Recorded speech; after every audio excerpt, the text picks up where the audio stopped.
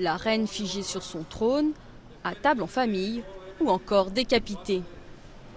En 60 ans de règne, les représentations d'Élisabeth II ont radicalement changé, comme le retrace l'exposition The Queen Art and Image à Londres.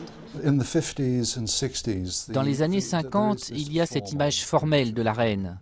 Dans les années 60, elle commence à être représentée plus comme une mère. Patrick Litchfield la saisit même détendue, riant aux éclats à bord de son yacht royal. C'est sympa de voir quelques-unes des vieilles photos, probablement antérieures à ma naissance. Elle est très belle et très glamour. À partir des années 70, changement de ton. Les Sex Pistols assimilent la royauté britannique à un régime fasciste. La couverture de leur album fait sensation. Pendant les 2 décennies qui suivent, la monarchie traverse crise sur crise.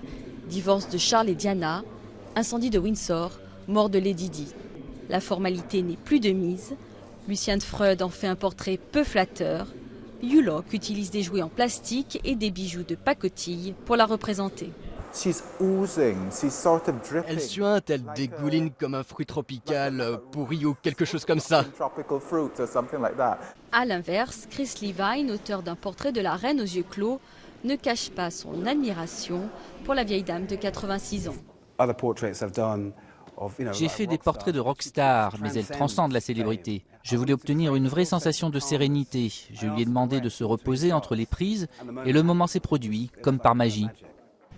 L'exposition fait partie des innombrables manifestations organisées pour le jubilé de diamant de la reine. Les organisateurs ne savent pas encore si Elisabeth II se prêtera au jeu et fera une halte à la National Portrait Gallery pour voir ses portraits formels ou plus controversés.